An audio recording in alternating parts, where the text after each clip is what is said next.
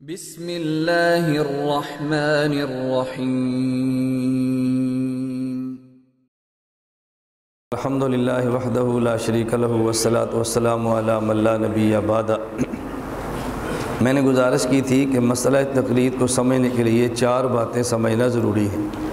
Number 1 تقلید کا معنی، نمبر 2 تقلید کے دلائل، نمبر 3 تقلید پر ہونے والے شبہات کے جوابات، اور نمبر 4 ترک تقلید کے نقصانات۔ تقلید کے معنی پر تفصیل سے بات ہو چکی ہے، اب تقلید پہ دلائل شروع کرتے ہیں۔ کچھ دلائل قرآن کریم سے ہیں، کچھ دلائل احادیث نبوی صلی اللہ علیہ وسلم سے ہیں۔ قرآن کریم میں سورۃ الفاتحہ آیت نمبر 6 اہدنا الصراط المستقیم، ہم اللہ سے دعا مانگتے ہیں کہ یا اللہ ہم کو صراط مستقیم پر چلا دے۔ یہ آپ کی فعلوں میں طرز نہیں ہوگی جو میں اختیار کر رہا ہوں، میں اس لیے آپ سے کہتا ہوں بس آپ میرے دلائل سماعت فرمایا کریں اور فعل بعد میں دیکھ لیا کریں۔ اہدنا الصراط المستقیم، اے اللہ ہم کو صراط مستقیم پر چلا دے۔ ہدایت کے 2 معنی ہیں، ایصال الی المطلوب اور اراءۃ الطریق۔ ایک معنی ہے راستہ دکھا دے اور ایک ہے راستے پر چلا دے۔ تو ہم دعا چلانے کی نہیں کرتے، دکھانے کی نہیں کرتے، بلکہ چلانے کی کرتے ہیں۔ اور اس معنی کی تائید ایک حدیث مبارک سے ہے۔ رسول اللہ صلی اللہ علیہ وسلم فرمایا اللہم ارنا الحق حقا وارزقنا اتباعہ وارنا الباطل باطلا وارزقنا اجتنابہ۔ اے اللہ مجھے حق کا حق ہونا دکھا دے اور دکھانے کے بعد اس اتباع حق کو میرا رزق بنا دے، یعنی چلا دے۔ یا اللہ باطل کا باطل ہونا مجھے دکھا دے اور اجتناب باطل میرا رزق بنا دے، یعنی باطل سے بچا دے۔ تو میں نے اہدنا الصراط المستقیم سے جو ہدایت کا ایصال الی المطلوب کا معنی ہے، اس معنی پہ بطور تائید کی حدیث پیش کی ہے۔ میں نے اس لیے آپ سے گزارش کی تھی جو آپ میں صاحب ذوق ہے نا، میرے سبق کا اصل مزہ ان کو آتا ہے جب میں کسی آیت یا حدیث کے ترجمے پہ قرائن پیش کرتا ہوں نا، ان کو لطف آتا ہے۔ عام بندہ نہیں سمجھتا کہ میں تفصیلات میں کیوں جاتا ہوں۔ تو ذوق بہت ضروری ہے، ذوق نہ ہو پھر بندے کو مزہ نہیں آتا۔ اہدنا الصراط المستقیم، اے اللہ ہم کو صراط مستقیم پر چلا دے۔ اب صراط مستقیم کیا ہے، اس کی تفسیر اللہ رب العزت نے صراط القرآن والحدیث سے نہیں فرمائی، بلکہ صراط الذین انعمت علیہم، صراط شخصیات سے کی ہے۔ صراط القرآن والحدیث سے نہیں بلکہ صراط شخصیات سے کی ہے۔ میں اب ان کو اس لفظوں میں تعبیر کرنے لگا ہوں کہ اس کی تعبیر صراط العلم سے نہیں، صراط العلماء سے کی ہے۔ یہ نہیں فرمایا کہ صراط مستقیم وہ ہے کہ جو علم صحیح پر چلے، نہ، فرمایا جو علماء صحیح کے پیچھے چلے۔ علم صحیح کی بات لوگ کرتے ہیں، ہم عالم صحیح کی بات کرتے ہیں۔ علم صحیح ملتا ہے عالم صحیح سے، عالم صحیح نہ ہو تو علم صحیح ملنا بہت مشکل ہے۔ اسی کا نام تقلید ہے۔ بات سمجھ آ رہی ہے؟ اسی کا نام تقلید۔ یہ نہیں فرمایا صراط القرآن والحدیث، بلکہ فرمایا صراط الذین انعمت علیہم۔ اور یہ صراط مستقیم کی تفسیر وہ ہے جو اللہ پاک نے خود فرمائی ہے، کسی کے حوالے نہیں کی کہ صراط مستقیم کی تفسیر کون کرے۔ جس نے راستہ دیا ہے اس نے راستے کا معنی خود بتا دیا ہے، اس سے بڑی تفسیر کیا ہو سکتی ہے؟ صراط الذین انعمت علیہم۔ اب نقطہ سمجھیں، صراط القرآن والحدیث کی بجائے صراط الذین انعمت علیہم یہ تفسیر کیوں فرمائی ہے؟ اس کی وجہ یہ ہے صراط مستقیم اس راستے کا نام ہے کہ جس پر چلے تو انسان جنت میں جاتا ہے۔ صراط مستقیم اس راستے کا نام ہے کہ جس پر چلے تو انسان جنت میں جاتا ہے۔ اب صراط مستقیم پہ چلنا اور جنت میں جانا یہ صرف علماء کا کام نہیں ہے، عوام کا بھی ہے، عرب کا نہیں ہے، عجم کا بھی ہے۔ جنت عجم کی بھی ضرورت ہے، عوام کی بھی ضرورت ہے۔ اگر کوئی عربی ہو چلو وہ تو قرآن پڑھ لے، سمجھ لے، اگرچہ عربی بھی بغیر استاذ کے قرآن سمجھ نہیں سکتا، عربی بھی بغیر استاذ کی حدیث سمجھ نہیں سکتا۔ رسول اکرم صلی اللہ علیہ وسلم براہ راست صحابہ کرام کے استاد ہیں، اور صحابہ کرام حضور کے براہ راست شاگرد ہیں۔ مادر اور باپ ذات و عرب ہے، پیور جسے عرب کہتے ہیں نا، پیور عرب ہے، لیکن قرآن اترا ہے، صحابی کے سامنے آیات آئی ہیں، صحابہ بھی ان آیات کو نہیں سمجھ سکے، جب تک رسول اللہ صلی اللہ علیہ وسلم نے وضاحت خود نہیں فرمائی۔ یہ میں ایک اصولی سی بات کر رہا ہوں، قرآن عربی ہے اور عرب بھی عربی قرآن نہیں سمجھ سکتا جب تک سمجھانے والا پیغمبر درمیان میں موجود نہ ہو۔ میرا عنوان ہی میں صرف اشارے دے رہا ہوں۔ فہم قرآن کے لیے بنیادی طور پر 3 اصول ہیں۔ نمبر 1، عربی محاورات عرب کے ساتھ ہے، لغت عرب محاورات عرب کے ساتھ ہے۔ نمبر 2، قرآن کا شان نزول، پس منظر اور بیک گراؤنڈ معلوم۔ دیکھو میں 3 لفظ بولتا ہوں، مجھے سمجھانا پڑتا ہے میں نے کیوں بولے ہیں۔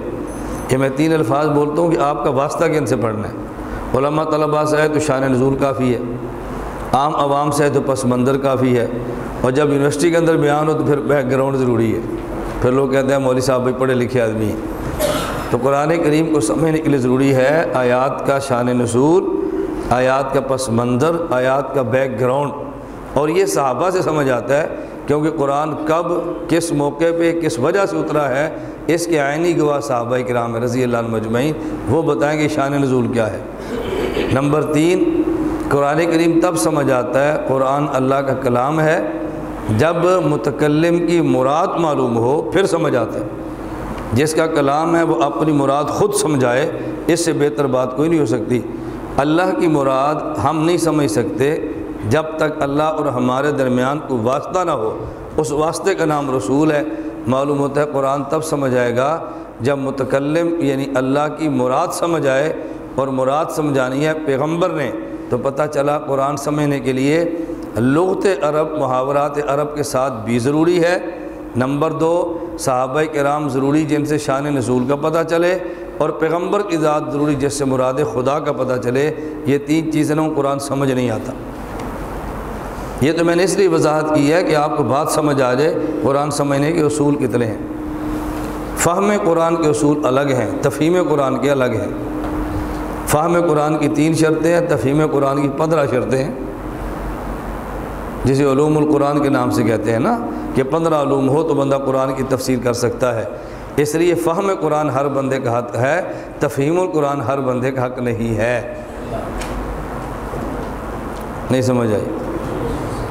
سمجھ آئی جو بات میں نے کی ہے؟ ہماری تعریض بھی سمجھا کرو، ہمارے اشارے بھی سمجھا کرو۔ فہم قرآن ہر بندے کا حق ہے، تفہیم قرآن ہر بندے کا حق نہیں۔ تفہیم قرآن مودودی جیسے غیر عالم کا حق نہیں ہے، یہ علماء کا کام ہے۔ تو فہم قرآن الگ ہے، تفہیم قرآن الگ ہے۔ فہم قرآن کے لیے 3 اصول ہیں، تفہیم قرآن کے لیے 15 اصول ہیں۔ تو لوگ ان میں فرق نہیں کرتے، کہتے ہیں قرآن سمجھنا ہر بندے کا حق ہے۔ میں نے کہا سمجھو، لیکن سمجھانا تو ہر بندے کا حق نہیں ہے نا۔ سمجھے پروفیسر، سمجھائے مولانا۔ پروفیسر کا حق قرآن سمجھنا ہے، پروفیسر کا حق قرآن سمجھانا نہیں ہے۔ اس لیے قرآن کی حیثیت ایک اسلامی لا کی ہے، اور لا کے لیے ضابطہ یہ ہے کہ جو آدمی جس ملک کا باشندہ ہو، اس ملک کے لا کو سمجھنا اس کا حق ہوتا ہے، اس ملک کے قانون کو سمجھنا اس کا حق ہوتا ہے، لیکن اس ملک کے قانون کو سمجھانا اس کا حق نہیں ہوتا۔ قانون سمجھانے کے لیے ضروری ہے نمبر 1، آدمی نے وکالت کی ہو، ایڈوکیٹ بنا ہو، لا کی ڈگری لی ہو۔ نمبر 2، اس نے عدالت میں پریکٹس کی ہو، تجربہ ہو۔ نمبر 3، اس کو عدالت لائسنس جاری کرے کہ اب یہ قانون کی شرح کر سکتا ہے۔ تو قانون پاکستان کا سمجھنا ہر بندے کا حق ہے، لیکن قانون کی شرح کے لیے ضروری ہے نمبر 1 لا کیا ہو، نمبر 2 عدالت میں پریکٹس کی ہو، نمبر 3 عدالت نے قانون کی شرح کا لائسنس دیا ہو۔ تو جس طرح لا سمجھنا ہر بندے کا حق ہے، لا سمجھانا ہر بندے کا حق نہیں ہے، اس طرح قرآن سمجھنا ہر بندے کا حق ہے، سمجھانا ہر بندے کا حق نہیں ہے۔ میں اس لیے بس اوقات اپنے جلسوں میں عرض کرتا ہوں، اللہ کرے میری بات آپ کو سمجھ آ جائے۔ ذاکر نائک، یہ غامدی وغیرہ کو بہت بڑے لوگ نہیں ہیں، ان کو عوام بڑی اچھی ملی ہے، ہمیں عوام اچھی نہیں مل رہی۔ اب دیکھو نا، جو گفتگو میں کر رہا ہوں، اب یہ گفتگو کسی پاکستان کی یونیورسٹی کے اندر ہو، اور اس میں پروفیسر اور وکلاء سامنے بیٹھے ہوں، اور اس کو اب کیمرے کی آنکھ میں محفوظ کر کے میڈیا پر دیں، تو لوگ کہیں گے نا دیوبند میں مذہبی اسکالر موجود ہیں۔ اب ہمارا بیان تو لوگوں نے یوں نہیں کرانا، ہمارا بیان تو کرانا مسجد میں، جہاں گھٹن بھی ہوگی، اے سی بھی نہیں ہوگا، سننے والے طلباء ہوں گے، عوام ہوگی، نہ اپنے پروفیسر لانا ہے، نہ وکیل لانا ہے، نہ بڑا تاجر لانا ہے، نہ ایم پی اے لانا ہے، نہ جج لانا ہے، لانا تو ہے نہیں۔ پھر ہم گفتگو کس کے لیے کریں آپ بتاؤ؟ پھر ہمیں لوگ باہر سے فون کرتے ہیں، مولانا صاحب آپ گفتگو ایسی ہے، میڈیا ایسا ہے، کیمرہ ایسا ہے، فلاں ایسا ہے۔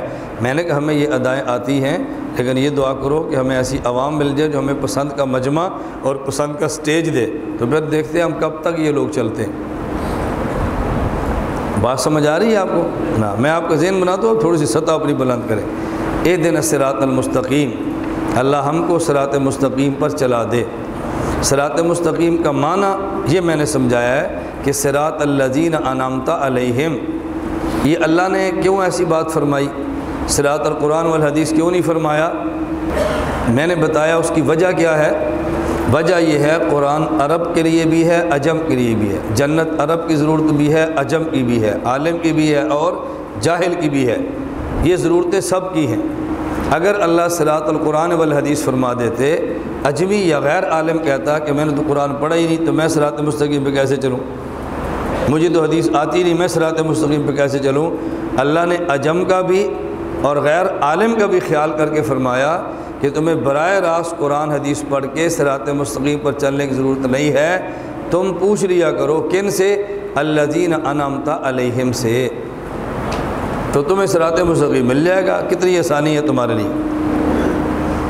اس کو میں سمجھانے کے لیے ایک مثال دیا کرتا ہوں۔ یہ جو میں اتنی لمبی تقریر کرتا ہوں نا ایک ایک آیت پہ، مجھے اتنی لمبی تقریر کی حاجت نہیں ہے۔ میں لمبی بات اس لیے کرتا ہوں کہ آپ کو بات سمجھانے کا ملکہ ہے، آگے درس قرآن دینے کا طریقہ ہے۔ یہ آیت آپ نے عوام کو کیسے سمجھانی ہے، آپ کا ذہن بنے۔ اس کی ایک مثال سمجھو۔ اب اگر کوئی شخص آپ کے پاس باہر سے مہمان آئے، مثلا میں آتا ہوں، مجھے آپ نے اپنے شہر میں بیان کے لیے بلایا، تاریخ لے لی، تو میں سرگودہ چلتے وقت پوچھتا ہوں بھئی ہمیں راستہ بتاؤ۔ آپ کہتے ہیں جی آپ موٹر وے سے آئیں، انٹرچینج سے اتریں تو آگے ایک سڑک دائیں ہوگی ایک بائیں ہوگی، ٹی بنی ہوگی، آپ دائیں ہو جائیں۔ تو ٹھیک ہے، 2 کلومیٹر چلنے کے بعد ایک دائیں طرف اور سڑک ایک ادھر چلی جائیں۔ آپ آگے جائیں گے تو گلی نمبر 6 پر آپ بائیں طرف ہو جائیں۔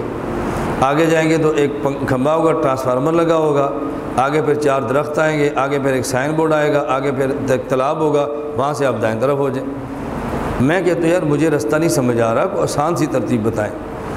آپ کہتے ہیں جی آسان ترتیب۔ میں نے کہا آسان ترتیب یہ کہ جب میں موٹر وے سے اتروں اور پلازے سے باہر نکلوں تو وہاں ایک گاڑی آپ کھڑی کر دیں اور اسے کہنا کہ منہ آپ کے گھر کی طرف کرے اور اس کے بعد ڈبل اشارہ جلا دے، میں اس کے پیچھے چل جاؤں گا۔ اب آپ مجھے کہتے ہیں جب آپ پلازے سے باہر نکلیں گے، کالے رنگ کی گاڑی ہوگی، اس کے اندر 3 آدمی پگڑی والے بیٹھے ہوں گے، ڈبل اشارہ گاڑی کا لگا ہوگا، آپ اس کے پیچھے اپنی گاڑی لگا دیں، جہاں جہاں سے وہ گزرے گی وہ ہماری مسجد ہمارے مدرسے کا راستہ ہوگا، اور جہاں وہ رکے گی نا وہی ہمارا مدرسہ ہے۔ آپ کو کسی سے راستے میں پوچھنے کی ضرورت نہیں ہے۔ آسان ہو گیا نا کام۔ اب اللہ پاک نے بات سمجھائی، صراط مستقیم پر چلتے ہوئے جنت میں جانا ہے، اس کا حل یہ ہے، آپ دیکھو جس راستے سے نبی گزرا ہے اس راستے سے گزرو، وہ صراط مستقیم، جہاں وہ نبی رکے وہی جنت۔ جس راستے سے صدیقین گزرے صحابہ اس راستے سے چلو، وہ صراط مستقیم، جہاں رکے وہ جنت۔ جس راستے سے شہداء گزرے وہ صراط مستقیم اور جہاں رکے وہ جنت۔ جس راہ سے اولیاء چلیں وہ صراط مستقیم اور جہاں رکے وہ جنت۔ آسان کام ہوا کہ نہیں ہوا؟ اس کے لیے نہ علم کی ضرورت ہے، نہ عربی کی ضرورت ہے، نہ قرآن حدیث۔ اگر کسی کو نہیں بھی آتا وہ بھی جنت میں جا سکتا ہے، کیوں؟ وہ صراط مستقیم پہ چل پڑا ہے، اب یہ جنت پہ پہنچ جائے گا۔ اس لیے اللہ نے تعبیر اتنی آسان فرمائی ہے، علماء اور غیر علماء سب کے لیے جنت میں جانا آسان ہو جائے، عرب عجم سارے آرام سے جنت میں پہنچ جائے۔ اللہ نے کتنی ہمدردی والا ہمیں راستہ عطا فرمایا ہے۔ اہدنا الصراط المستقیم، اے اللہ ہم کو صراط مستقیم پر چلا دے۔ اور صراط مستقیم کی جو تفسیر فرمائی ہے وہ صراط علم سے نہیں، صراط علماء سے ہے، وہ کتاب سے نہیں، صاحب کتاب سے ہے۔ اس لیے فرمایا صراط الذین انعمت علیہم۔ اور تقلید اسی بات کا نام ہے کہ آدمی اہل علم کی بات مانے، ان کے کہے پر چلے اور ان سے دلیلیں نہ پوچھے، اسی کا نام تقلید ہے۔ الذین انعمت علیہم کون ہیں؟ 4 طبقے، توجہ رکھیں۔ کتنے طبقے ہیں؟ نمبر 1 من النبیین والصدیقین والشہداء اور والصالحین۔ یہ آیت میں اپنے بیانات میں مسلک دیوبند کی حقانیت پہ پیش کرتا ہوں، آپ بھی پیش کریں۔ اللہ رب العزت نے صراط مستقیم کی علامات میں 4 چیزیں پیش کی ہیں۔ نمبر 1 نبیین کا راستہ، نمبر 2 صدیقین کا راستہ، نمبر 3 شہداء کا راستہ، اور نمبر 4 صالحاء اور اولیاء کا راستہ۔ جب فرمایا من النبیین، قادیان والے نکل گئے، کیوں؟ وہ نبیین کو نہیں مانتے، غلام محمد غیر نبی کو مانتے۔ جب کہا والصدیقین، اب یہ ایران والے نکل گئے، کیوں؟ وہ صحابہ کو نہیں مانتے، غیر صحابہ کی بات کرتے ہیں۔ جب فرمایا والشہداء، اب الٹے بانس بریلی والے نکل گئے، کیوں؟ وہ شہادت سے بدکتے ہیں، حلوے پر خوش ہوتے ہیں۔ اور جب والصالحین فرمایا، اس سے گستاخ طبقہ نکل گیا، کیوں؟ اس لیے کہ وہ اولیاء کی بات نہیں مانتا اور اولیاء کو قرآن کے خلاف پیش کرتا ہے۔ ہم کتاب اللہ کی بات کرتے، تم رحمت اللہ کی بات کرتے ہو، ہم ولیوں شلیوں کو نہیں مانتے، قرآن ہمارے سامنے پیش کرو، کابر پرستی ہے۔ من النبیین، قادیان والا نکلا، والصدیقین، ایران والا نکلا، والشہداء، الٹے باز بریلی والا نکلا، والصالحین، گستاخ نکلا۔ دیوبند والے بچے ہیں، نبیین کو بھی مانتے ہیں، صدیقین کو بھی مانتے ہیں، شہداء کو بھی مانتے ہیں، اور صالحین کو بھی مانتے ہیں۔ یہ دیوبند والے بچے ہیں، تو مسلک دیوبند کی حقانیت پہ کتنی کھلی دلیل قرآن کریم میں موجود ہے۔ اللہ نے چاروں کی بات کی ہے۔ ایک اور نقطہ ذہن میں رکھ لیں، یہاں اللہ نے تیسری علامت میں شہداء کا ذکر فرمایا، مجاہدین کا نہیں فرمایا۔ من النبیین والصدیقین والشہداء والصالحین، والشہداء فرمایا، والمجاہدین نہیں فرمایا۔ کیوں؟ اللہ پاک نے والشہداء کیوں فرمایا؟ ایسی علامت بتائی ہے کہ جس سے بندے کو دھوکہ نہ لگے۔ علامت ہوتی ہی دھوکے سے نکالنے کے لیے ہے، دھوکے میں ڈالنے کے لیے نہیں ہوتی۔ مجاہد بن کے انسان دھوکہ دے سکتا ہے، شہید بن کر انسان دھوکہ نہیں دے سکتا۔ اس لیے دیوبند والے شہداء دکھاتے ہیں، غیر مقلد مجاہدین دکھاتا ہے۔ جب جنازہ آئے تو ہم کہتے ہیں شہید پیش کرو، وہ کہتے ہیں نا ہم مجاہد پیش کریں گے۔ جنازہ غائبانہ، کیوں؟ شہید دکھانا جو نہیں ہے۔ حق اور باطل کا پتہ تو شہید کو دیکھنے سے چلے گا نا، مجاہد کو دیکھنے تھوڑی پتہ چلے گا۔ یہ دنیا تو دار الغرور ہے، یہ دنیا تو دار امتحان ہے، یہ تو دھوکے کی جگہ ہے۔ پگڑی باندھ کے بندہ دھوکہ دے سکتا ہے، مجاہد بن کے دھوکہ دے سکتا ہے، لیکن شہید بن کر دھوکہ نہیں دے سکتا۔ اس لیے والمجاہدین نہیں فرمایا، والشہداء فرمایا۔ مجاہدین کو چھپایا جاتا ہے، شہداء کو دکھایا جاتا ہے۔ مجاہدین کو سٹیجوں پر لانا شروع کریں تو حالات خراب ہوتے ہیں، مجاہدین کو گلیوں میں لے آئیں تو حالات خراب ہوتے ہیں۔ مجاہدین کو چھپایا جاتا ہے، شہداء کو دکھایا جاتا ہے۔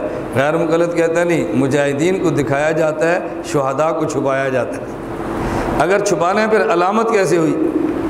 علامت وہ ہوتی ہے جو دکھائیں، سمجھ آ رہی ہے؟ علامت وہ ہوتی ہے جو دکھائیں۔ علامت کا معنی تو پہچاننے کے لیے ہے، دکھائیں گے تو سمجھ آئے گی نا۔ وہ کہتے ہیں ہم نے دکھانے نہیں ہے۔ میں اس پر ایک واقعہ سنایا کرتا ہوں۔ جن دنوں میں یہ مسئلہ چل رہا تھا لال مسجد کا، میں لال مسجد کے مسئلے میں شریک نہیں ہوا اور میں آج تک بھی اس حق میں نہیں ہوں۔ رائے پر آپ اختلاف 100% کریں، لڑیں نہ ہم سے۔ اس کی وجہ کیا ہے؟ ان دنوں میں بعض ساتھی گرم ہوتے تھے، ہمارے اوپر بھی گرم ہوتے تھے، لیکن ہم گرمی برداشت کرتے ہیں اور گرمی دکھاتے نہیں ہیں اپنوں کو۔ اپنوں گرمی سہ لیں، دکھائیں مت۔ ان دنوں میں 2 قسم کے طبقے تھے۔ ایک طبقہ کہتا تھا جو یہ حضرت حسین کا کردار ہے، غازی عبدالرشید صاحب کا، اور شمر اور یزید کا کردار ہے پرویز مشرف کا۔ تو ایک طرف حسینی ہے، ایک طرف یزیدی ہے۔ میں نے کہا بھئی حضرت حسین رضی اللہ عنہ کے دور میں 2 کردار نہیں تھے، 3 کردار تھے۔ ایک حضرت حسین، ایک یزید، اور تیسرا کردار جمہور صحابہ۔ کتنے کردار تھے؟ حضرت حسین، آگے یزید، اور تیسرا جمہور صحابہ۔ اس دور میں بھی 3 کردار تھے، غازی عبدالرشید، پرویز مشرف اور جمہور علماء۔ آپ تیسرے کردار کو نظر انداز کیوں کرتے ہیں؟ بات سمجھ آ رہی ہے؟ حضرت حسین رضی اللہ عنہ جب کوفہ کی طرف گئے، اکابر صحابہ نے منع فرمایا تھا یا نہیں؟ بولتے جاؤ، ان حضرات کو اکابر علماء نے منع فرمایا تھا یا نہیں؟ بولتے جاؤ نا۔ اور جب حضرت حسین گئے، جنگ ہوئی، شہید ہو گئے، اکابر نے یزید کے خلاف خروج کیا تھا۔ حالانکہ یزید فاسق ہے، ہم اس کو صالح نہیں مانتے، تابع بھی نہیں مانتے، بد کردار مانتے ہیں، لیکن اکابر علماء و صحابہ نے ان کے خلاف خروج کیا تھا، اس لیے قتل کیا۔ جمہور علماء نے خروج کیا ہے۔ تو جو فتویٰ آپ نے جمہور صحابہ پر لگانا ہے نا، وہ فتویٰ جمہور علماء پہ لگائیں۔ تو آپ تین کردار سامنے رکھیں اور دلائل کی دنیا میں بات کریں۔ مجھے لوگ پوچھتے تھے تو میں نے کہا میں ان حضرات کو، لال مسجد والوں کو برا نہیں کہتا۔ کیوں؟ یہ مخلص ہیں، نیک ہیں، ان کی نیت پر کوئی شبہ نہیں ہے، تو میں ان کو برا کہہ کے اپنی عاقبت کیوں خراب کروں؟ اور تائید کیوں نہیں کرتا؟ مجھے ان کی رائے سمجھ نہیں آ رہی۔ تائید اس لیے نہیں کرتے کہ ان کی رائے سمجھ نہیں آ رہی، تردید اس لیے نہیں کرتے کہ صلحاء اور نیک لوگ ہیں، میں مخالفت کر کے کیوں جہنم مولوں؟ اس لیے ہم تائید نہیں کر سکتے کہ بات سمجھ نہیں آ رہی، تردید نہیں کر سکتے کہ بندے نیک اور مخلص ہیں۔ یہ طرز بھی غلط ہے، ایجنسیوں کی پیداوار ہے، یہ باتیں بھی غلط ہے۔ بات صاف صاف کہنی چاہیے۔ تائید کیوں نہیں کی؟ ہمیں بات سمجھ نہیں آئی۔ تردید کیوں نہیں کی؟ اس لیے کہ بندے نیک ہیں۔ ہم نے کہا بھی ایک طرف حسینی کردار ہے، ایک طرف یزیدی کردار ہے، لیکن ہم جمہور صحابہ کے کردار پر جمہور علماء کے ساتھ کریں۔ پوری بات سمجھ آ گئی آپ کو؟ ان باتوں کو سمجھا کرو اور جلدی جلدی میس سے چلا کے لڑائی نہ پیدا کیا کرو۔ دلائل کو دلائل رکھو، رائے کو رائے رکھو، اپنی رائے ہمارے اوپر مسلط نہ کرو، ہم اپنی رائے آپ پر مسلط نہیں کرتے۔ آج صبح مجھے ایک طالب علم کہہ رہا تھا کہ ہمارے بعض اساتذہ فرماتے ہیں کہ طالب علم کو زمانہ طالب علم میں بیعت نہیں کرنی چاہیے۔ میں نے کہا میں آپ کا استاد ہوں کیا؟ جی ہاں۔ میں نے کہا میں کہتا ہوں زمانہ طالب علم میں طالب علم کو بیعت کرنی چاہیے۔ اب ایک استاد کہتا ہے نہیں کرنی چاہیے، ایک کہتا ہے کرنی چاہیے۔ لڑنے کی ضرورت نہیں ہے۔ اگر آپ کو اس کی رائے پسند ہے جو کہتا ہے نہیں کرنی چاہیے تو نہ کریں، کوئی کرنے پر مجبور کرتا ہے، اور اگر اس کی رائے پسند ہے جو کرنی چاہیے تو آپ بیعت کر لیں۔ تو جس طرح بیعت کرانے والا، توجہ رکھنا، جس کی رائے بیعت کرانے کی ہے، جس طرح وہ اس کی مخالفت نہیں کرتا، جس کی رائے بیعت نہ کرنے کی ہے، تو بیعت نہ کرنے والے کو بھی اس کی مخالفت نہیں کرنی چاہیے جس کی رائے بیعت کرنے کی ہے۔ کیوں؟ دونوں استاد ہیں نا، دونوں عالم ہیں۔ اب فیصلہ آپ نے کرنا ہے اعتدال کس کے مزاج میں ہے، فیصلہ آپ نے کرنا ہے اعتدال کس کے مزاج میں، یہ فیصلہ آپ کریں۔ بات سمجھ آ رہی ہے؟ ہم کہہ رہے ہیں بیعت کرنی چاہیے اور ایک استاد کہتا ہے بیعت نہیں کرنی چاہیے، یہ رائے ہے نا۔ نہ ایک رائے دوسرے پر مسلط کریں، نہ ایک رائے کی وجہ سے دوسرے کی مخالفت کریں۔ اعتدال کا راستہ یہی ہے۔ آپ حضرات ہمارے پاس آئے ہیں، آپ میں سے کوئی ایک بندہ بھی بیعت نہ کرے، نہ مجھ سے کرے نہ کسی اور سے کرے، تو میں آپ کو برا تھوڑی کہوں گا، لڑوں گا تھوڑی آپ سے۔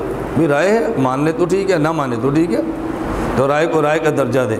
خیر ان دنوں میں مجھے غیر مقلد نے میسج کیا، میسج اس نے کیا، غیر مقلد کہنے لگا اے کاش آج لال مسجد میں مولانا الیاس گھمن اپنی مناظرہ ٹیم کے ساتھ شہید ہو جائیں تو تاریخ میں نیا باب رقم ہو۔ غیر مقلد مناظر نے میسج کیا اپنے نمبر سے، اے کاش مولانا الیاس گھمن مناظرہ ٹیم ساتھ کے سمیت آج شہید ہو جائیں، تاریخ میں ایک نیا باب رقم ہو۔ وہ سمجھتا ہے بہت جذباتی ہے۔ میں نے کئی بار آپ سے کہا کہ ہمارا لہجہ کبھی جذباتی ہوتا ہے، ہمارا دماغ تو شیخ الہند والا ہے، یہ دماغ جذباتی نہیں ہے بالکل۔ میں نے باپ سے میسج کیا، میں نے کہا اب تاریخ میں نیا باب میرے مرنے سے نہیں، کچھ سال زندہ رہنے سے رقم ہوگا۔ آپ جلد بازی نہ کرو، تھوڑا سا حوصلہ کرو آپ۔ اس کا مجھے پھر میسج آیا مزید اشتعال دلانے کے لیے۔ اس نے مجھے میسج یہ کیا، غازی عبدالرشید شہید کا مسکراتا چہرہ کیا پیغام دیتا ہے؟ مطلب یہ تھا کہ یہ دوڑے گا۔ غازی عبدالرشید شہید کا مسکراتا چہرہ کیا پیغام دیتا ہے؟ میں نے واپسی میسج کیا، غازی عبدالرشید شہید کا مسکراتا چہرہ پیغام دیتا ہے، مقلد سچے ہیں، غیر مقلد جھوٹے ہیں۔ جذبات میں نہیں آنا چاہیے، تسلسل سے دلیل سے بات کریں نا، جوش میں کیوں آتے ہیں آپ؟ اب مجھے بتاؤ، دیکھو میرا تیسرا سبق چل رہا ہے، میں آپ کو لڑنے کی بات کہہ رہا ہوں، بتاؤ جذبات میں لانے کی بات کہہ رہا ہوں، مناظرے کی ترغیب دے رہا ہوں، احتجاج اور جلوس کی بات کر رہا ہوں، کسی مسئلے کے دیوبند کی جماعت سے لڑنے کی بات کر رہا ہوں، اور جب پھر بھی بدنام ہے، ان نے ملک میں فرقہ واریت مچا رکھی ہے، فرقہ واریت کی لپیٹ میں پورا ملک آ گیا ہے، پورے ملک میں آگ لگ گئی ہے۔ آگ بجھانے والے کو یہ کہنا کہ آگ لگانے والا ہے، اس سے بڑی حماقت، بددیانتی اور بیوقوفی کیا ہو سکتی ہے؟ فائر بریگیڈ کی گاڑیاں اگر پورے ملک میں سائرن بجا کے ہوں کر کے دوڑنا شروع کریں، لوگ کہتے ہیں اس کو منع کرو شور ہو رہا ہے، وہ کہ یہ شور ہوگا تو آگ بجھنی ہے نا، جب یہ شور نہیں ہوگا تو آگ بجھے گی کیسے؟ ہمارے کام کی مثال فائر بریگیڈ کی طرح ہے۔ فائر بریگیڈ والے مکان بنا کر نہیں دیتے، جلتے ہوئے مکان کو بچاتے ہیں، جلی آگ کو بجھاتے ہیں۔ یہ بات اگر آپ کو سمجھ آ جائے نا، ہمارے اوپر ہونے والا ایک اعتراض آپ کو صاف ہوتا نظر آئے گا۔ وہ اعتراض کیا ہے؟ بہت سے لوگ مجھ سے پوچھتے ہیں، مولانا آپ نے جماعت بنائی ہے، آپ کورس کراتے ہیں، مناظرے کراتے ہیں، دنیا میں کام کرتے ہیں، آپ بتائیں کتنے مرزائی ہیں جو آپ نے مسلمان کیے ہیں، کتنے شیعہ جو آپ نے سنی کیے ہیں، کتنے غیر مقلد آپ نے حنفی کیے ہیں، کتنے مماتی آپ نے حیاتی کیے ہیں؟ یہ سمجھتے میں نے بہت بڑا اعتراض کیا ہے، کتنے کیے ہیں؟ میں نے کہا مولانا پہلی بات تو یہ ہے بحمد اللہ تعالی ہماری محنت کی وجہ سے گمراہ لوگ راہ راست پر آئے ہیں، ہمارے پاس ان کی ویڈیوز بھی ہیں، ہمارے پاس ان کی تحریرات بھی ہیں، اور ہمارے پاس افراد موجود ہیں۔ ہم اس کورس کے اندر بھی آپ کو علماء بلا کر دکھا سکتے ہیں، مولوی غیر آدمی نہیں جو واپس آیا ہے، ہم دکھا سکتے ہیں۔ اچھا دوسری بات، میں نے کہا یہ سوال آپ کے دماغ میں اس لیے کھٹکا ہے کہ آپ کو ہمارے کام کی حیثیت کا نہیں پتہ۔ اگر ہمارے کام کی حیثیت اور نوعیت کو سمجھ لیتے نا، یہ آپ کے دماغ میں اشکال کبھی بھی نہ آتا۔ مجھے کہتے ہیں کیا مطلب؟ میں نے کہا کوئی بندہ فائر بریگیڈ والوں کے دفتر میں جائے اور ان سے جا کر پوچھے کہ آپ کا ماہانہ بجٹ کتنا ہے، وہ کہتے ہیں جی 10 کروڑ۔ اچھا آپ یہ بتائیں کہ آپ نے اس پورے ضلع میں، پورے صوبے میں کتنے مکان بنائے ہیں؟ وہ کہتے ہیں ایک بھی نہیں۔ تو 10 کروڑ آپ برباد کرتے ہو اور ایک مکان آپ نے بنا کر نہیں دیا، تو انہیں کہنا بھی اس کو مینٹل اسپتال میں داخل کراؤ، اس کو پاگل خانے جمع کراؤ، یہ عقل مند ہے۔ پوچھے کیوں؟ انہوں نے کہا یہ فائر بریگیڈ کا دفتر ہے، یہ تعمیرات عامہ کا دفتر نہیں ہے۔ ہمارا حکومت نے جو شعبہ بنایا ہے یہ مکان بنانے کے لیے نہیں، جلتے مکان کو بچانے کے لیے ہے۔ اب ہم سے یہ پوچھو کہ کتنے مکانوں میں آگ لگی تھی جو آپ نے بجھا دی ہے، ہم سے پوچھو کتنے جلتے مکان آپ نے بچا لیے ہیں، یہ ان سے جا کر پوچھو تم نے کتنے مکان بنا لیے ہیں۔ اس لیے میں ایک بات کہنے لگا ہوں، تبلیغی جماعت سے آپ یہ سوال کریں آپ نے کتنے بے نمازی بنائے ہیں، ہم سے آپ یہ سوال کریں آپ نے کتنے نمازی بچائے ہیں۔ اپنی اپنی کارگزاری ہے نا، تبلیغی جماعت کارگزاری کیا بیان کرے گی؟ ہم نے کتنے بے نمازی تھے جو نمازی بنا دیے ہیں، کتنے غیر مسلم تھے مسلمان بنا دیے ہیں، اور ہم کارگزاری کیا پیش کریں گے؟ ہم نے کتنے مسلمان تھے جن کا اسلام بچا لیا ہے، کتنے نمازی تھے جن کو بچا لیا ہے۔ تبلیغی جماعت کے ذمے لانا ہے اور ہمارے ذمے بچانا ہے، وہ کارگزاری پیش کریں گے لانے والی، ہم کارگزاری پیش کریں گے بچانے والی۔ وہ تعمیرات عامہ کا شعبہ ہے اور یہ فائر بریگیڈ کا شعبہ ہے۔ نہیں میں بات دیانت سے کہہ رہا ہوں، بددیانتی سے نہیں کہہ رہا۔ تو ہر آدمی کی اپنی کارگزاری ہوتی ہے نا۔ اب دیکھیں آپ حضرات ہمارے پاس جمع ہیں دورہ تحقیق المسائل کرنے کے لیے، ایمان کے ساتھ آپ بتائیں آپ جو یہاں پر آئے ہیں کیوں آئے ہیں؟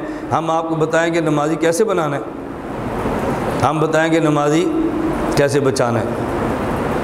ہم نے بچانے والی باتیں آپ بتانی ہیں، بچانا کیسے آپ نے، اور یہ دونوں باتیں قرآن کریم کے اندر موجود ہیں۔ مجھے ایک مولانا صاحب نے سوال کیا اور میں نے کہا نا ہماری پیار کی باتیں، نوک جھوک نہیں ہوتی، محبت کی باتیں ہوتی ہیں۔ مجھے انہوں نے سوال کیا کہ مولانا صاحب یہ کام جو آپ کرتے ہیں یہ قرآن کریم میں کہاں لکھا ہے؟ میں نے پوچھا جو کام آپ کرتے ہیں وہ قرآن کریم میں کہاں لکھا ہے؟ انہوں نے کہا ادعو الی سبیل ربک بالحکمت والموعظۃ الحسنہ۔ میں نے پوچھا آیت پوری ہو گئی یا کچھ باقی بھی ہے؟ کہتے ہیں باقی ہے۔ میں نے کہا پوری کر دے پھر۔ انہوں نے کہا وجادلہم باللتی احسن۔ میں نے کہا پوری ہوئی ہے۔ میں نے کہا ادعو یہ آپ والا کام ہے، جادل یہ ہمارے والا کام ہے۔ ادعو کا معنی لانا ہے اور جادل کا معنی بچانا ہے۔ تبلیغی جماعت کے ذمے لانا ہے، عالمی اتحاد اہل سنت کے ذمے بچانا ہے۔ رائیونڈ مرکز یہ لانے والا ہے اور سرگودا مرکز بچانے والا ہے۔ لانے والا کام پہلے ہوتا ہے، اس لیے رائیونڈ پہلے ہے، بچانے والا بعد میں ہوتا ہے، سرگودا مرکز بعد میں ہے، اور یہ اللہ کا انتخاب ہے کہ لانے والی محنت کرنے والا بھی الیاس تھا اور بچانے والی محنت کرنے والا بھی الیاس ہے۔ میں نے کہا یہ خدائی انتخاب ہے، اب اس انتخاب کو برداشت کرنا چاہیے، پریشانی ہونا چاہیے۔ دیکھیں میں بات صحیح کہہ رہا ہوں نا، اس لیے میں کہہ رہا ہوں بحیثیت امت ہمارے ذمہ دو کام ہیں۔ نمبر ایک، امت کو ایمان اعمال پہ لانا، نمبر دو، امت کا ایمان اعمال بچانا۔ لانے کا طریقہ اور ہوتا ہے، بچانے کا طریقہ اور ہوتا ہے۔ آپ نے دکان کھولی ہے مال کمانے کے لیے، صبح سے لے کر شام تک کاؤنٹر پہ کھڑے ہو کے مال کمانا ہے، اور کمائے مال کو کاؤنٹر پہ چھوڑ کے گھر نہیں جانا۔ اب آپ نے اس کو سیو میں بند کر کے اپنے اکاؤنٹ میں ڈال کے جم بچا کر بھی آپ نے جانا ہے۔ کوئی آدمی صبح سے لے کر شام تک مال کماتا رہے اور مال اپنا بچائے نہ، محفوظ نہ کرے، لوگ اس کو عقل مند نہیں کہتے۔ تو جس طرح مال کمانے کا طریقہ اور ہوتا ہے اور کمائے مال کو بچانے کا طریقہ اور ہوتا ہے، امت کو ایمان اعمال پہ لانے کا طریقہ اور ہوتا ہے اور امت کا ایمان اور اعمال بچانے کا طریقہ اور ہوتا ہے۔ ادعو امت کو ایمان اعمال پہ لانے والی محنت ہے، اور جادل امت کو ایمان اعمال کے امت کا ایمان اعمال بچانے والی محنت ہے۔ لانے والی محنت فضائل والی ہے اور بچانے والی محنت دلائل والی ہے۔ تبلیغی جماعت کا کام فضائل والا ہے، عالمی اتحاد اہل سنت والجماعت کا کام دلائل والا ہے۔ نماز پہ لانا ہے، شیخ زکریا کی فضائل نماز پڑھیں، اور نمازی بچانا ہے تو ہماری دلائل نماز اہل سنت والجماعت بنے۔ فضائل نماز سے بندہ نماز پہ آئے گا اور دلائل نماز سے نمازی بچے گا۔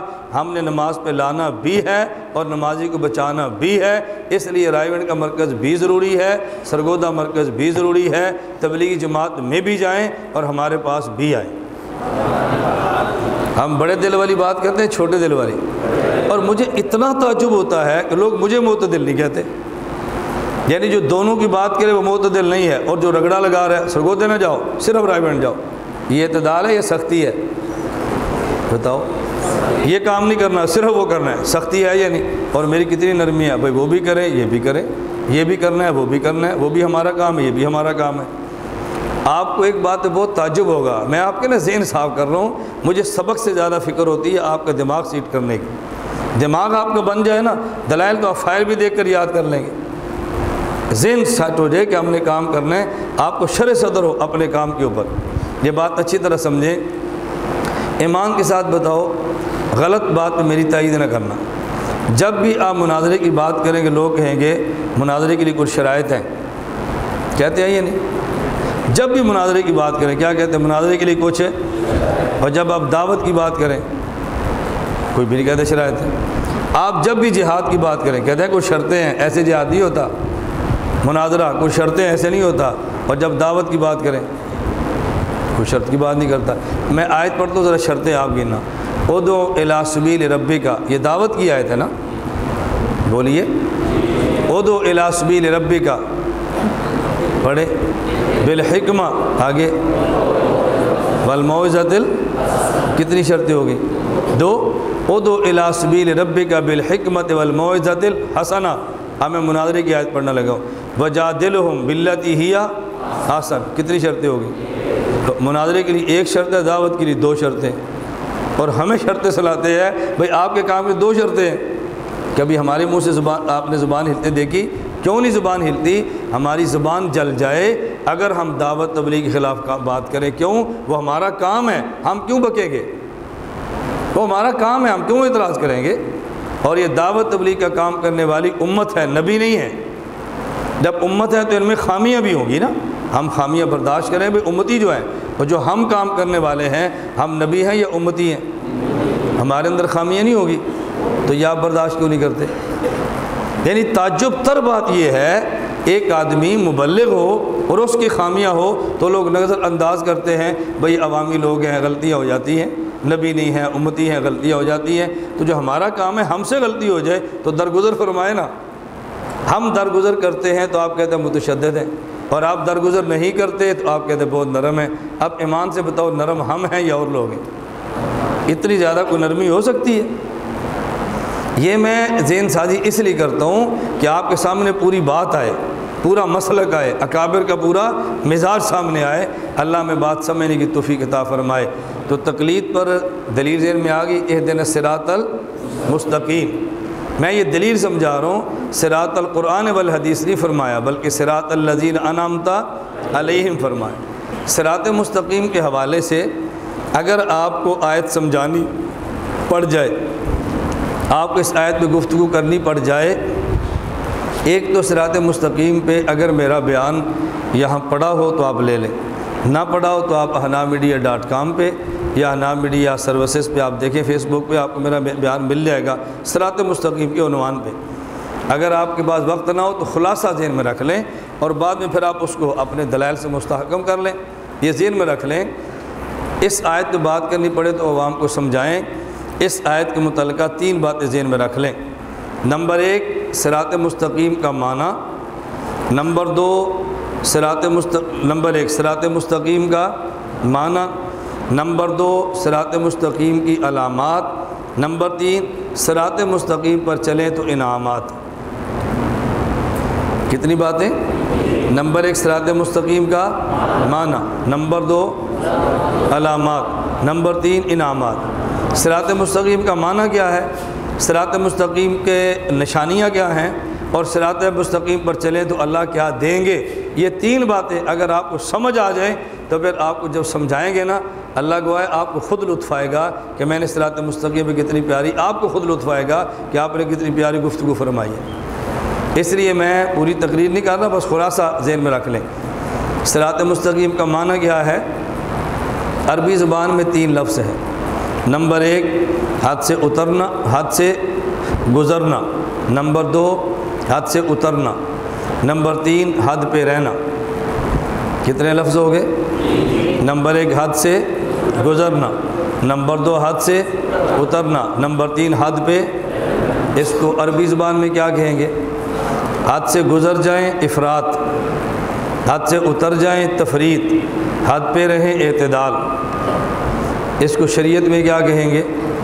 حد سے گزر جائیں الحاد، حد سے اتر جائیں بدعات، حد پہ رہیں اہل سنت والجماعت۔ دیکھو یہ تعبیرات میں پیش کرو، اللہ گواہ ہے میں مذاق نہیں کرتا، آپ ان تعبیرات کی قدر کرو۔ اور میں بڑی درد کے ساتھ کہتا ہوں، آپ دنیا چھان مارو گے تمہیں عقائد میں اتنی آسان تعبیرات شاید تلاش کرنے سے نہ ملے۔ میں اس لیے کھل کر کہتا ہوں کہ آپ اس کی قدر کرو، خدا گواہ ہے میں اپنا تفوق اور یہ بیان نہیں کرتا، میں اس لیے ہمیں قدر کرو، قدر۔ استاد کے بھی درسگاہ میں تعلیم جانتا نا، پتر قدر کر، تجھے اندازہ نہیں میں رات کو جاگوں، میں نے محنت کیا ہے، میں نے مطالعہ کیا ہے، حلوہ بنا کے دیا۔ استاد کہتا ہے یہ نہیں کہتا، میں اس لیے کہتا ہوں ان تعبیرات کی قدر کرو۔ میں نے 3 طرز اختیار کیے ہیں، عوام کے لیے، طلباء کے لیے اور علماء کے لیے، ایسے ہر سطح پر آپ بات کریں۔ نمبر 1 حد سے گزر جانا، نمبر 2 حد سے اتر جانا، نمبر 3 حد پہ رہنا۔ ذرا ایک قدم آگے چلیں، حد سے گزر جائیں تو افراط، حد سے اتر جائیں تفریط، حد پہ رہیں اعتدال، حد سے گزر جائیں الحاد، حد سے گزر جائیں بدعات، حد پہ رہیں اہل سنت والجماعت۔ یہ ہے صراط مستقیم، یہ صراط مستقیم کا معنی ہے۔ ایک شخص کہتا ہے اللہ کا وجود نہیں ہے، الحاد، کئی اللہ موجود ہیں، آپ بولتے جائیں، اللہ کا وجود نہیں ہے، الحاد، کئی اللہ موجود ہیں، بدعات، کئی نہیں صرف ایک ہے، اہل سنت والجماعت۔ سمجھ آ رہی ہے؟ ایک کہتا ہے اللہ صرف عرش پر ہے، بولیں آپ اپنا علم بھی تو ظاہر کرو نا۔ ایک کہتا ہے اللہ صرف یہ، ایک کہتا ہے اللہ نہیں، نبی بھی ہر جگہ پہ، بدعت۔ ایک کہتا ہے نہیں اللہ ہر جگہ پہ، نبی اپنے روضے میں، اہل سنت والجماعت۔ ایک کہتا ہے نبی قبر میں بھی زندہ نہیں، بولتے جاؤ بولتے جاؤ تمہیں سبق یاد ہو، نبی قبر میں بھی زندہ نہیں۔ ایک کہتا ہے نبی ہر جگہ پہ زندہ، ایک کہتا ہے ہر جگہ پہ خدا، نبی قبر میں زندہ۔ بولتے جاؤ بولتے جاؤ، اہل سنت والجماعت۔ ایک بندہ کہتا ہے نبی معصوم نہیں، نبی بھی معصوم نہیں، ایک کہتا ہے نبی کے بعد 12 اور بھی معصوم ہیں، بولتے جاؤ نا، اور ایک کہتا ہے نہیں، اور محفوظ تو ہے، ماجور تو ہے، معصوم صرف نبی ہے۔ سمجھ آ رہی ہے بات؟ ایک کہتا ہے نبی کا معجزہ نہیں ہے، سر سید الہاد۔ ایک کہتا ہے نہیں، معجزہ بھی ہے، مختار کل بھی ہے، بدعت۔ ایک کہتا ہے معجزہ ہے، مختار کل نہیں ہے۔ سمجھ آ رہی ہے؟ ایک بندہ کہتا ہے ولی کی کرامت نہیں ہے، ایک کہتا ہے ولی کی کرامت نہیں مانتا، یہ کیا ہے؟ الہاد۔ ایک ولی کی کرامت مان کے ولی سے مانگتا ہے، یہ بدعت۔ ایک کرامت ولی کی مانتا ہے اور ولی کے خدا سے مانگتا ہے، یہ سمجھ آ رہی ہے؟ اب صراط مستقیم اچھی طرح سمجھو نا۔ ایک بندہ کہتا ہے نبی کے روزے پر صلوات پڑھے تو نہیں سنتے، آپ آہستہ ہو جاتے ہیں، نبی کے روزے پر صلوات پڑھے تو نبی نہیں سنتے۔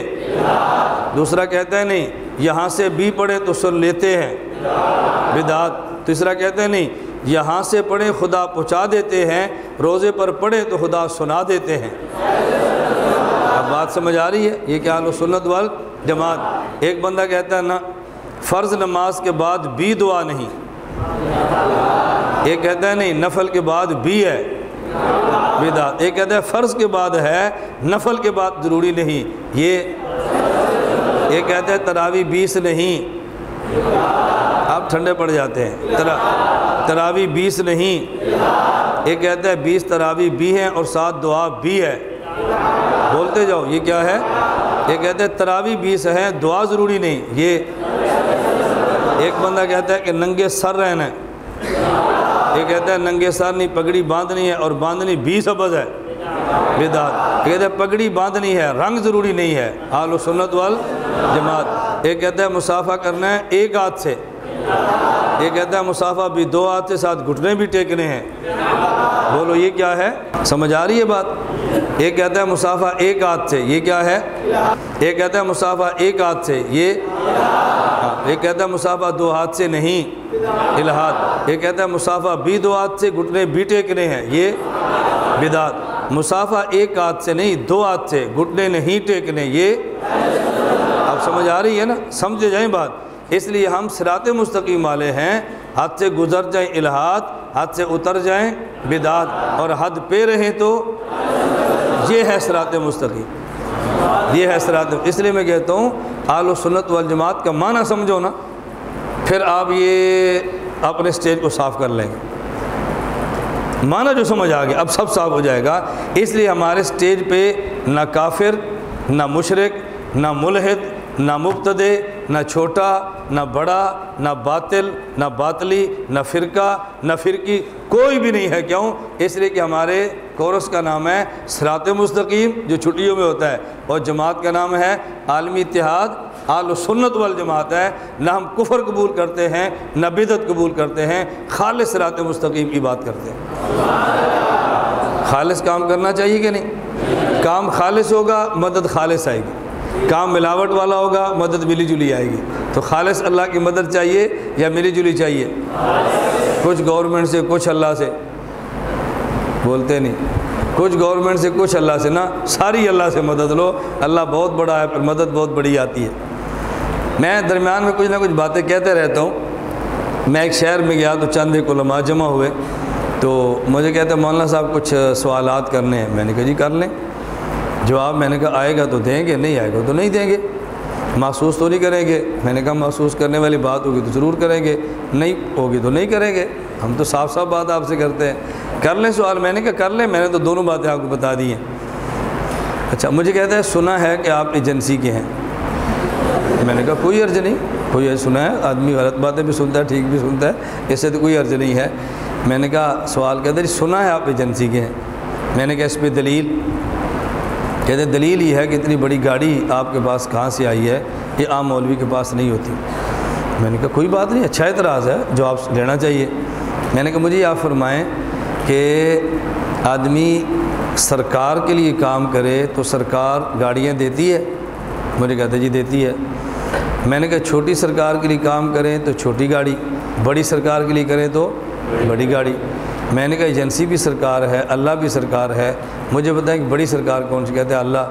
تو میں نے کہا جب بڑے اللہ کے لیے کام کرے تو پھر تو بڑی گاڑی اللہ دیتا ہے نا۔ مجھے آپ کے دماغ پر افسوس ہوتا ہے، آپ اگر اسی دلیل کو اس پر قائم کرتے ہیں کہ مولانا اللہ کے لیے کام کرتے ہیں، دلیل یہ ہے ان کے پاس گاڑی بڑی ہے، اللہ بڑا ہے، بڑی گاڑی دی۔ تو میں نے کہا آپ یہ بھی تو فرما سکتے تھے نا۔ کہتے نہیں بات تو آپ کی ٹھیک ہے۔ تو میں نے کہا پھر آئندہ آپ یہ فرمایا کریں۔ میں اتنی جلدی پریشان نہیں ہوتا، سوال ہو گیا تو کیا ہوگا، سوال ہو گیا تو کیا ہوگا، بندے کو سمجھانا چاہیے میں نے بات ٹھیک کی ہے غلط کی ہے۔ اللہ بڑا ہے یا چھوٹا ہے؟ اللہ بہت بڑا ہے، بہت بڑا ہے۔ جب اللہ کے لیے کام کریں گے اللہ بہت کچھ دے گا۔ رگڑے لگتے ہیں لیکن دیر لگتی ہے۔ آپ یقین فرمائیں، آپ کو اندازہ نہیں ہے، میں چھوٹی سی کار میں چھوٹی گاڑی اپنی جیب سے جب میں نے کام شروع کیا 5,15,000 روپے کی سوزوکی مہران خریدی۔ میرے سگے بھائی نے مجھے پیسے دیے، بڑا آج کل مسکت ہوتے ہیں، پہلے امریکہ تھے، ان نے پیسے دیے، میں نے اس سے گاڑی خریدی۔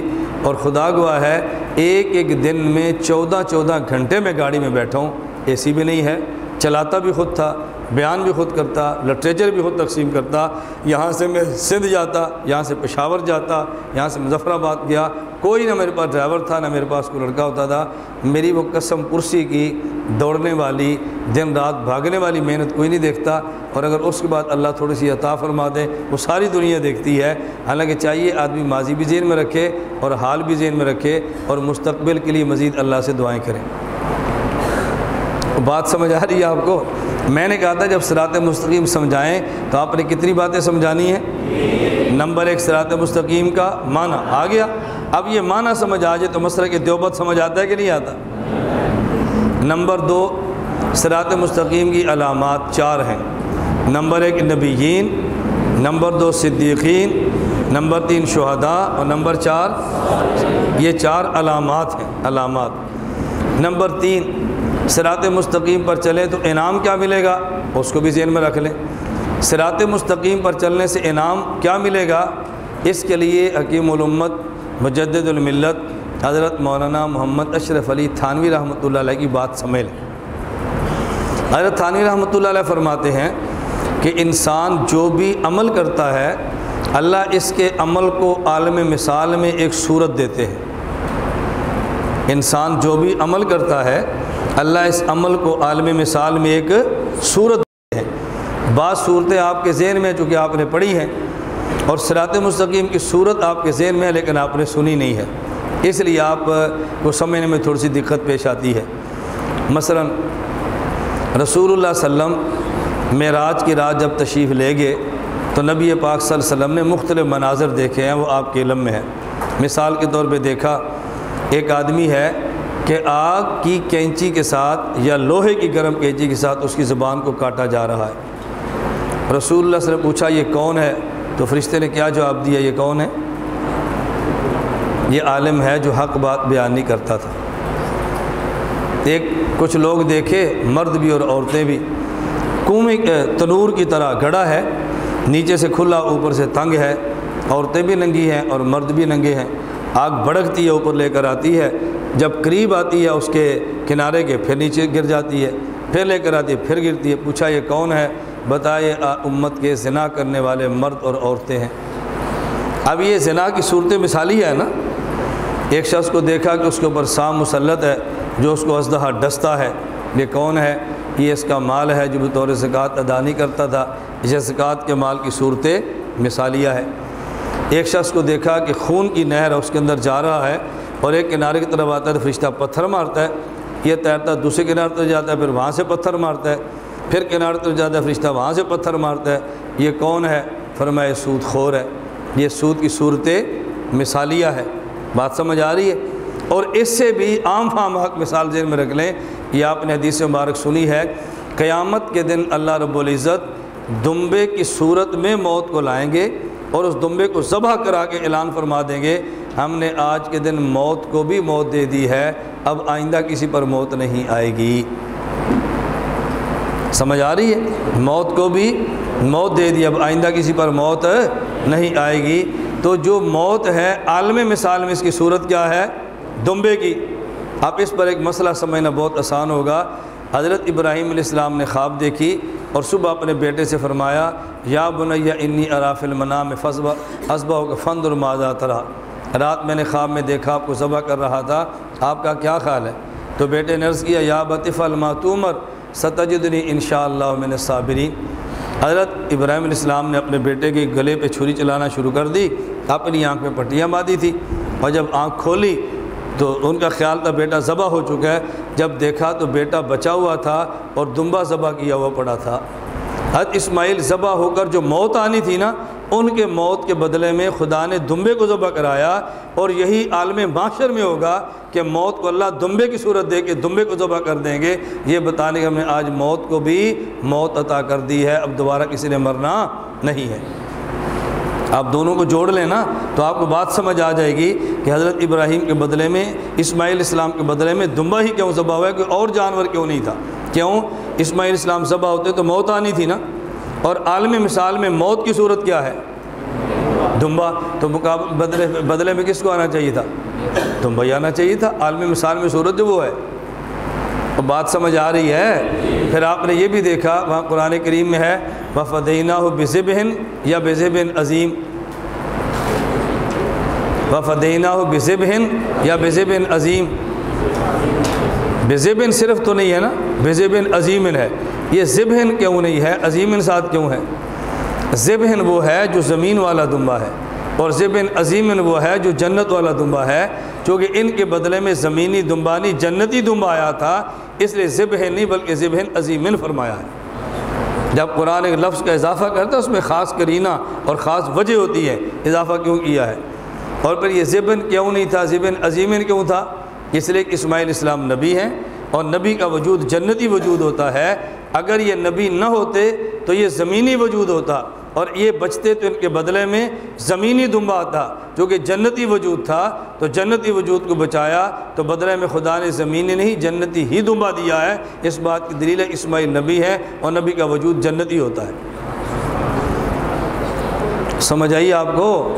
میں سمجھا یہ رہا تھا کہ عالم مثال میں موت کی صورت کیا ہے؟ دمبا۔ اب اس سے بات سمجھو، حضرت ثانی فرماتے ہیں کہ جس قدر اعمال انسان دنیا میں کرتا ہے، ان اعمال میں سے ہر عمل کی عالم مثال میں ایک صورت موجود ہے۔ تو اس صراط مستقیم جو دنیا میں ہے، اس کی عالم مثال میں صورت کیا ہے؟ حضرت تھانوی کی تحقیق دیکھیں، اس عالم مثال کی صورت کیا ہے؟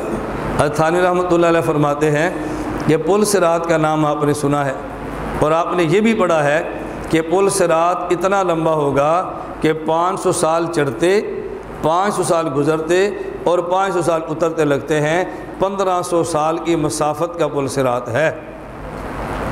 زمینی سالوں کا حساب لگائیں تو کتنی بنتے ہیں؟ 1500 سال کی مسافت، اور باریک کتنا ہے؟ ادق من الشعر، بال سے زیادہ باریک ہے، اور تیز کتنا ہے؟ احد من السیف، تلوار سے تیز ہے۔ اب دیکھو 1500 سال کی مسافت، بال سے زیادہ باریک اور تلوار سے زیادہ تیز۔ اب اس پل پر بندہ گزرے تو کیسے گزرے؟ کتنا مشکل ہے گزرنا، کتنا مشکل ہے۔ مسئلہ سمجھ آ جائے یہ پل صراط کیا ہے تو پھر اشکال خود بخود ختم ہوتا ہے، اور جب سمجھ نہ آئے تو پھر نتیجہ کیا نکلتا ہے؟ میں اس پر ایک لطیفہ علمی پیش کرتا ہوں، نتیجہ کیا نکلتا ہے۔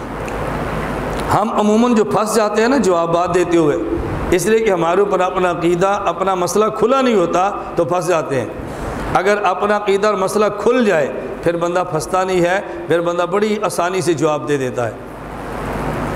کہتے ہیں ایک مولانا صاحب نے بیان کیا، اور دوران بیان مولوی صاحب دیہاتی مجمع تھا، تو انہوں نے کہا 5 وقت کی نماز پڑھا کرو، رمضان کے روزے رکھا کرو، زکوٰۃ عشر ادا کیا کرو، حج فرض ادا کیا کرو، اس لیے کہ تم نے اس پل صراط سے گزرنا ہے جس پر 1500 سال لگنے ہیں، بال سے باریک ہے، تلوار سے تیز ہے، اگر تم نے نمازیں نہ پڑھی اس پل صراط سے نہیں گزر سکتے۔ ایک جٹ آدمی تھا، وہ کھڑا ہوا، اس نے کہا مولوی صاحب جیڑا پل صراط تو دس رہنا اس سے بندہ نمازاں پڑھے پھر بھی نہیں لنگ سکتا۔ اوے اینک والا پتر میری گال سنو نا، اب پرچیوں میں لگے رہو گے، جو میں نے بات کی وہ آپ کو نہیں سمجھے میں نے کیا سمجھائی ہے۔ پرچیوں کے لیے نا ضابطہ یاد رکھا کرو، دوران سبق کا پرچیاں نہ دیا کرو، فائدہ کوئی نہیں، وصول تو کسی نے کرنی نہیں ہے، فائدہ پرچیاں محفوظ رکھو، سبق ختم ہو جائے گا، مفتی شبیر صاحب کے پاس جمع کرا دو، پرچیاں میرے پاس آ جائے گی، جو جواب کے قابل ہوگی آپ کو جواب دے دیں گے، جو نہیں ہوگی نہیں دیں گے۔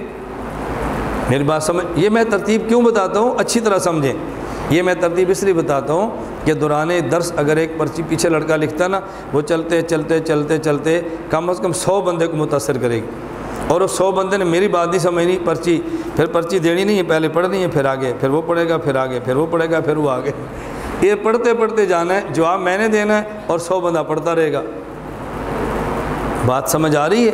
میں اس لیے گزارش کر رہا ہوں، آپ گفتگو کے دوران جو سوال پیدا ہو نا، آپ نوٹ کر لیں، لکھیں بھی نہ، نوٹ کر لیں، درس سے ختم ہو جائے پرچی لکھ لیں، کہ مفتی شبیر صاحب کے حوالے کر دیں کہ مجھے دے دیں گے، اور جو پرچی مناسب ہے ہم جواب دیں گے، جو نہیں مناسب اس کو جواب نہیں دیں گے۔ یہ ترتیب آسان ہے یا مشکل ہے؟ لیکن آپ نے قسم اٹھائی آسان کام نہیں کرنا، مشکل کرنا ہے اور پھر دوڑنا ہے۔ پہلے ہم مشکل کام پر شروع کرتے ہیں، وہ کر نہیں سکتے پھر چھوڑ جاتے ہیں۔ ہم کہتے ہیں آسان ترتیب لگاؤ، وہ ترتیب نہ لگاؤ جس سے آپ بھٹکنا شروع ہو جائیں۔ تو مولوی صاحب نے کیا مسئلہ بتایا کہ نمازیں پڑھو ورنہ پل صراط سے گزر نہیں سکو گے۔ وہ جٹ نے کھڑے ہو کر کے مولوی صاحب جو پل صراط آپ فرما رہے ہیں نا، 500 سال لمبا، تلوار سے تیز، بال سے باریک، یہ تو ہم 5 نمازیں پڑھے تو پھر بھی بندہ نہیں گزر سکتا، کیسے گزرے گا اس پل صراط سے؟ یار تو کی وجہ گلا کرنا ہے، دماغ ٹھیک ہے تیرا؟ اب مولوی صاحب اس کا جواب نہیں دے سکے، کیوں؟ خود جواب آتا تو دیتے نا، خود سمجھے ہوتے تو سمجھاتے نا۔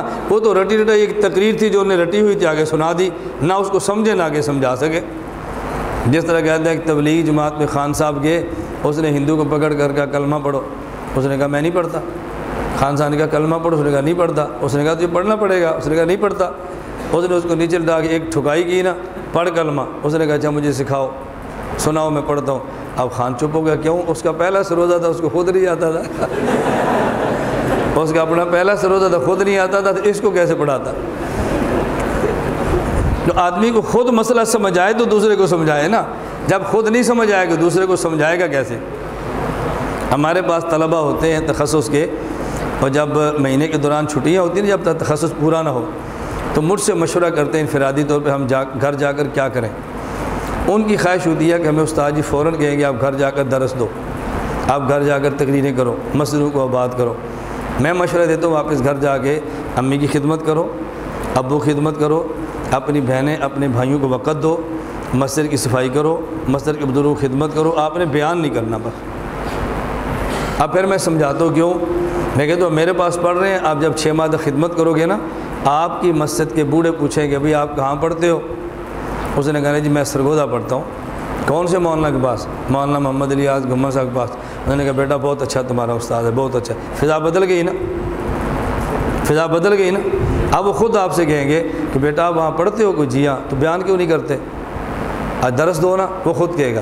جب طلب سے درس ہوگا نا، اب مزہ دیکھنا، پہلے خدمت کر کے اپنے محلے کی مسجد کا دل لے لو، بزرگوں کا دل کھینچ لو، پھر جب بزرگ آپ سے کہیں نا درس دو، پھر ان علوم کو آپ بیان کرنا، تو وہ کہیں گے یار ماشاءاللہ تو کیسے زبردست استاد کے پاس گیا ہے، اس نے تجھے زبان بھی دی ہے، تجھے ادب بھی دیا ہے۔ اور اگر آپ نے جاتی جا کے ترتیب بنائی کہ آج کا جمعہ میں پڑھاؤں مولوی نہ پڑھائے، تو آئندہ جمعہ مولوی صاحب پڑھانے دیں گے آپ کو؟ آپ نے یہاں تخصص کرنا ہے، اس نے آپ کے خلاف وہاں پلان کرنی ہے کہ اس کو میں گاؤں میں داخل نہ ہونے دوں، یہ تو میری فضا خراب کرے گا۔ اور اگر آپ اس علماء مولانا کی خدمت کریں گے، ہدیے دیں گے، ساتھ لگے رہیں گے، وہ خود کہے گا یار یہ جمعہ پڑھا لو، یہ درس آپ دے لو۔ میں یہ بات اس لیے کہتا ہوں کہ حکمت کے ساتھ دین کو بیان کرنا سیکھو، پہلے اپنے والدین کا اعتماد بحال کرو، پھر اگلا کام کرنا۔ خیر میں سمجھا ہی رہا تھا، حکیم الامت حضرت تھانوی کی بات سمجھنا، جتنے بھی اعمال ہیں عالم مثال میں اللہ ہر عمل کو کوئی نہ کوئی صورت عطا فرماتے ہیں۔ حضرت فرماتے ہیں دنیا میں صراط مستقیم ایک عمل ہے، کیا معنی؟ اعتدال۔ توجہ رکھنا، کیا معنی؟ حد سے گزریں یہ بھی غلط، حد سے اتریں یہ بھی، اور حد پہ رہیں یہ اعتدال۔ حضرت تھانوی فرماتے ہیں ایسے سیدھا چلنا اس دنیا میں کہ آدمی دائیں اور بائیں نہ ہو، یہ بڑا مشکل ہے۔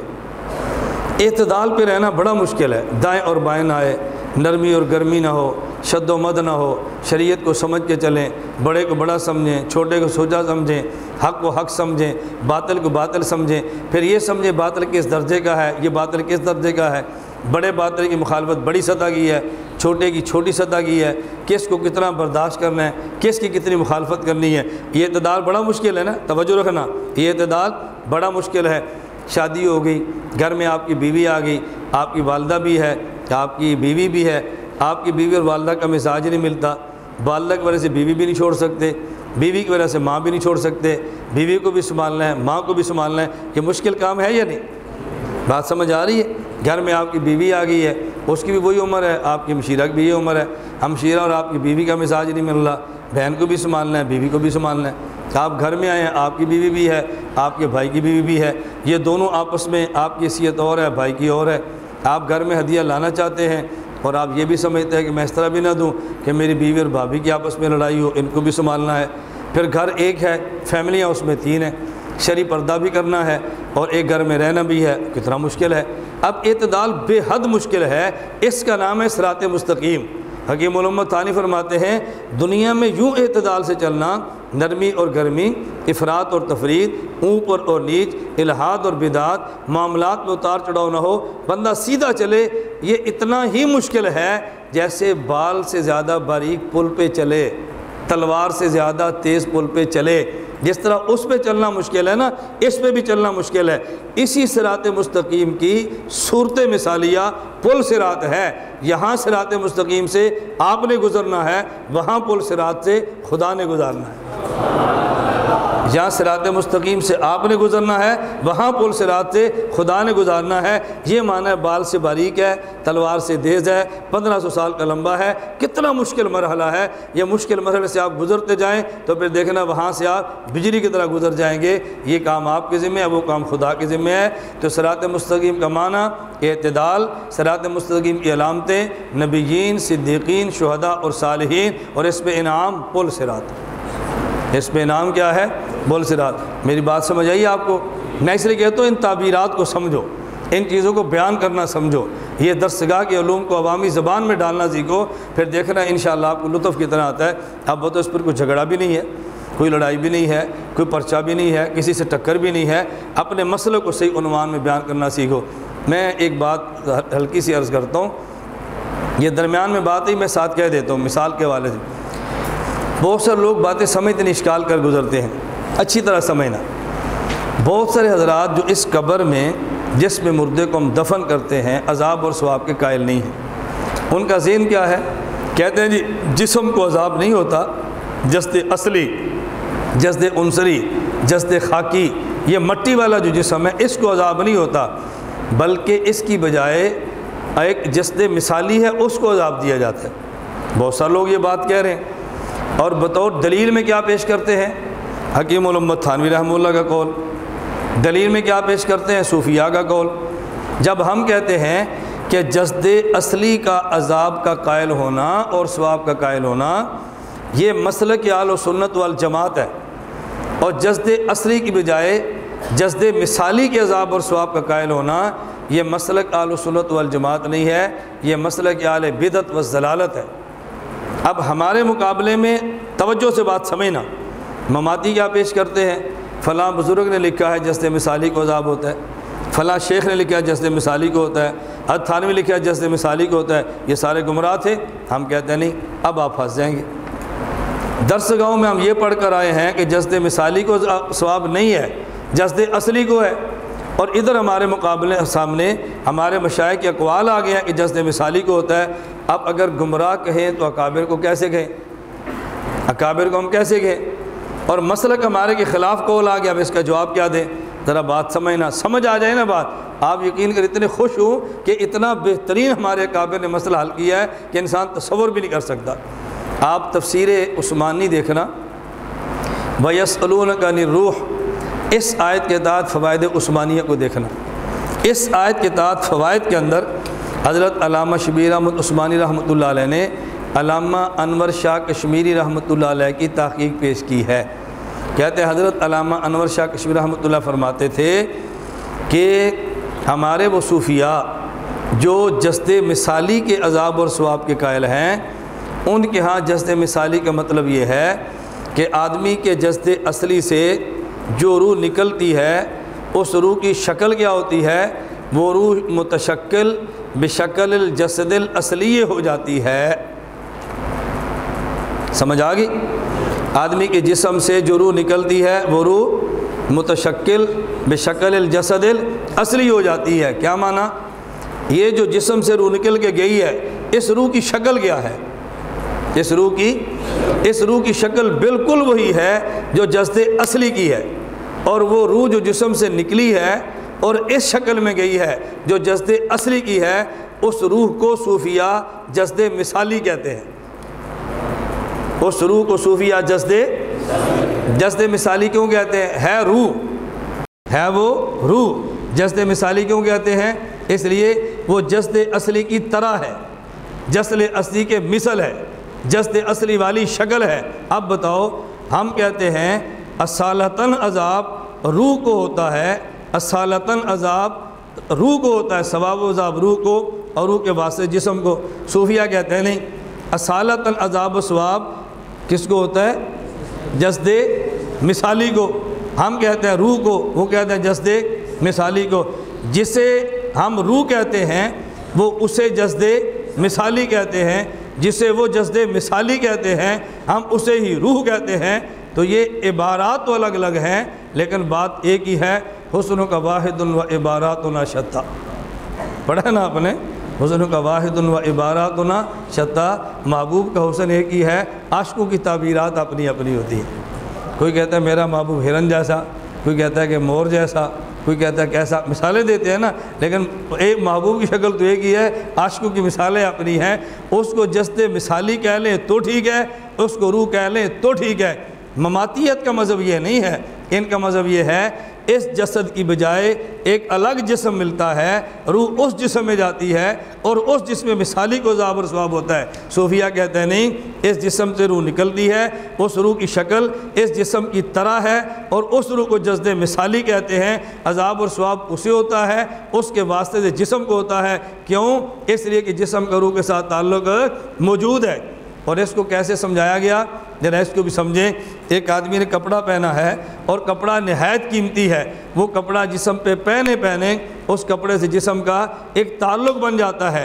اگر اس قیمتی کپڑے کو بندہ پکڑے اور آگ لگا دے تو جسم کو تکلیف ہوتی ہے کہ نہیں؟ بتاؤ، تکلیف ہوتی ہے کہ نہیں؟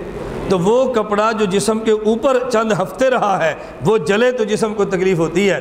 جس مکان میں جسم رہا ہو وہ مکان گر جائے تو جسم کو تکلیف ہوتی ہے۔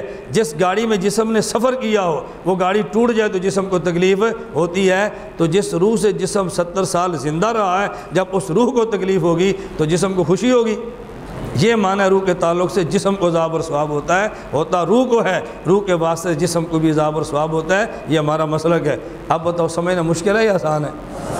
لیکن آپ کو سمجھ آئے گا تو پھر آگے سمجھائیں گے نا، اور جب سمجھ نہیں آئے گا سمجھائیں گے کیسے؟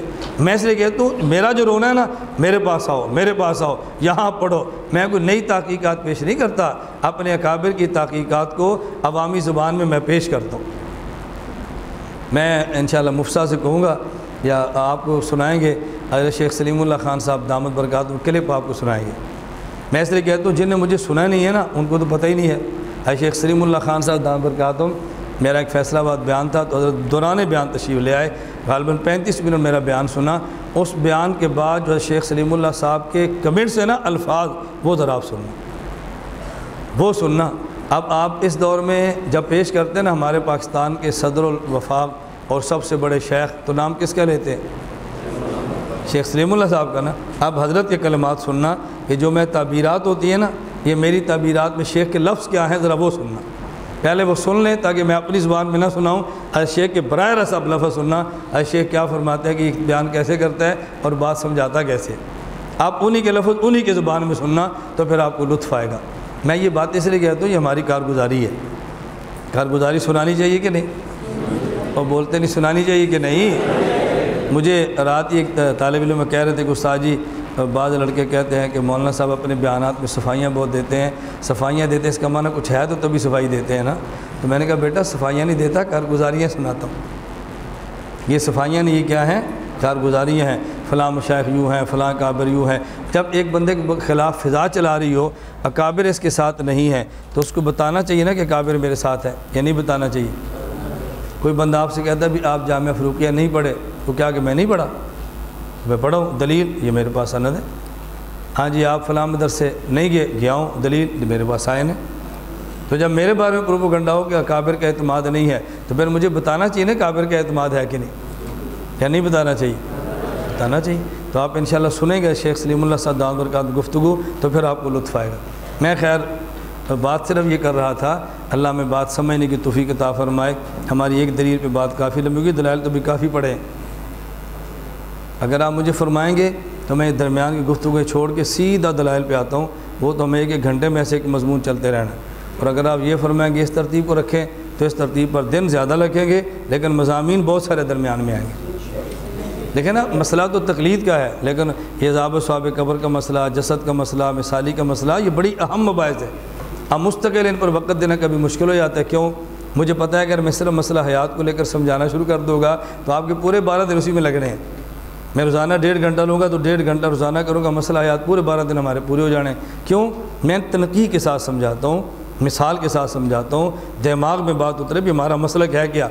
اس کا فائدہ یہ ہوتا ہے اگر یہ ساری گفتگو آپ زبانی یاد نہ بھی رکھ سکے نا، توجہ رکھنا، ساری گفتگو زبانی آپ یاد نہ بھی رکھ سکے تو کم از کم آپ انشاءاللہ ثم انشاءاللہ، میں اللہ کی ذات پہ بھروسہ کر کے کہتا ہوں ہمارے پاس 12 دن لگانے والا گمراہ نہیں ہوگا۔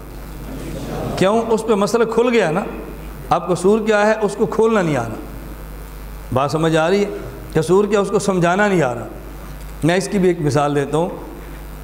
ایک بندے کے پاس پیسے بہت ہیں لیکن لگانے کو دل نہیں کرتا، اور ایک بندے کے پاس پیسے ہیں ہی نہیں۔ اب بتاؤ جس کے پاس پیسے نہیں ہیں اس کے بارے میں تو شک ہے، ہو سکتا ہے پیسہ دیکھے اور کہیں بدک جائے، اور جس کا خرچ کرنے کا مزاج لیکن اس کے اکاؤنٹ میں 5-10 کروڑ موجود ہے اس کے بارے میں یہ شک نہیں کہ پیسہ دے کر بدک جائے۔ کیوں؟ اس کے پاس پہلے سے بہت ہے۔ اس کے بارے میں یہ نہیں کہ بدکے گا، کیوں؟ اس کے اکاؤنٹ میں ہم نے پیسے رکھے ہیں نا، وہ کیوں بدکے گا؟ تو جس بندے کو مسئلہ نہیں سمجھ آئے اس پر شک ہوتا ہے کہ بدک نہ جائے، اور جس کو سمجھ آ گیا نا اور سمجھا نہ سکا وہ بدکے گا نہیں انشاءاللہ۔ مجھے پتہ ہے نا، جو طالب علم یہاں پڑھ کے جاتے ہیں نا مسئلہ سمجھ کے، اگر وہ بات نہ کر سکے نا، گفتگو نہ کر سکے، دلائل نہ بھی دے سکے تو کہتے ہیں آج چلو مرکز چلتے ہیں، وہ نہیں آئے گا۔ تو آپ مرکز چلتے ہیں، اس ساجی سے ملاقات کراتے ہیں، آپ مل لیں، براہ راست سمجھ لیں، کہے گا نہیں۔ مجھے کل فیصل آباد سے ایک ساتھی کا فون آیا، وہ پٹھان ساتھی ہیں، دورے پر آئے لیکن نہیں آ سکے، مجبوری تھی، ان کے گھر کا مسئلہ تھا۔ تو مجھے کہتا ہے اس ساجی آدمی سے فون پہ بات کریں، میں نے کہا میں فون پہ نہیں بات، تم خود بات کرو۔ پھر اس کا گھنٹے بعد فون آیا تو کہتا ہے وہ ایسے دوڑا۔ میں نے کہا کیوں دوڑا؟ کہتا ہے میں نے اسے کہا کہ میں مولانا الیاس گھمن صاحب کا شاگرد ہوں، میں بات کرتا، میں نہیں بات کرتا، حالانکہ میں مناظرے کرتا ہی نہیں ہوں۔ اس نے کہا جی میں نہیں کرتا۔ اس نے کہا ساری یقین فرمایا، جب میں نے آپ کو بتایا اسی سے کھسک کے چلا گیا۔ اس کی وجہ صرف ان طلباء پر مسئلہ کھلا ہوا ہے، شرح صدر ہے ان کو۔ شرح صدر ہونا پھر بندہ نہیں گھبراتا، کتابیں ہوں پھر بھی بات کرتا ہے، کتاب ہو پھر بھی بات کرتا ہے۔ یہ اس کو احساس ہی نہیں کہ میری کس سے گفتگو، میرے ساتھ کیا بنے گا۔ اللہ سے دعا کریں اور میدان میں اتریں، اللہ ہم سب کو توفیق عطا فرمائے۔ تو آپ کام جاری رکھیں گے نا بھی انشاءاللہ، چونکہ آپ بڑے ہیں اس لیے ہماری عادت ہے ہم مشورے کے ساتھ کام چلاتے ہیں۔ اگر آپ فرمائیں تو میں تقلید کو اختصار کے ساتھ ایک دن میں پورا کروں، اور اگر آپ فرمائیں تو میں اس طرح تھوڑی سی تفصیل کر کے بات چلاتا رہوں۔ جو رائے آپ کو پسند، میں اس لیے کہہ رہا ہوں ایسا نہ ہو کہ میں آپ کی رعایت کے لیے مضامین سمجھاتا رہوں اور آپ جاننے کے بعد کہ ایک تقلید کی دلیل تھی 1.5 گھنٹے بیان کیا ہے، وہ آتا بھی نہیں پڑھانا۔ ایک یہ مسئلہ تو ہم 1 گھنٹے پڑھا لیتے ہیں، وہ 7 سے 3 دن میں ختم نہیں ہو رہا۔ میں نے کہا پھر آپ کو نئی مصیبت اپنے لیے کھڑی نہ کریں، میرے لیے تو آپ نے کیا کھڑی کرنی ہے۔ اللہ ہم سب کو توفیق عطا فرمائے۔ وآخر دعوانا الحمدللہ رب العالمین۔